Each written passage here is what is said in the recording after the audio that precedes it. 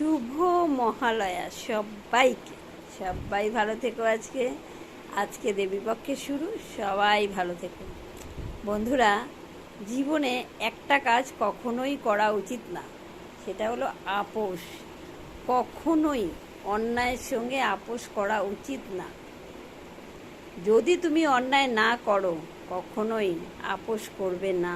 আমি তো করব না। আমি অন্যায় করিনি, সেক্ষেত্রে আপোষ একদমই করব না। যদি আমার মনে হয় আমি অন্যায় করেছি, মাথা নত করে স্বীকার করে নেব। এটাই হলো আমার একমাত্র ধর্ম। আমি এটাই মনে করি, সবাই সেটাই করবে। তবে হ্যাঁ, কখনো কখনো অন্যায়টা যদি নিজেদের মধ্যে হয়, নিজেদের মধ্যে যারা আর কি তোমার আত্মার সম্পর্ক যাদের সঙ্গে আছে, সেক্ষেত্রে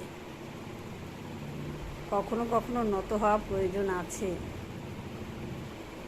কিছু করার নেই, তুমি অন্যায় না করলেও নত হতে হয় অনেক সময়।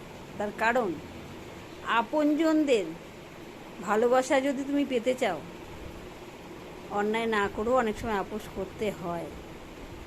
কেননা যারা আপনজনকে ভালোবাসে, তারা নিজেকে হারিয়ে তাকে জেতানোর চেষ্টা করে। আমিও তাই করি। কিন্তু বাকি সব ক্ষেত্রে অন্যায়ের সঙ্গে আপোষ একদমই করব না। আমি অন্যায় করিনি, কেউ বলছে আমাকে তুমি অন্যায় করেছো, আপোষ করে নেব? একদম না, কেউ করবে না। দেবী পক্ষের সূচনা, সবাই দৃঢ় প্রতিজ্ঞ হও। অন্যায় করবেও না, অন্যায় সইবেও না। এটাই আমাদের প্রতিজ্ঞা হওয়া উচিত।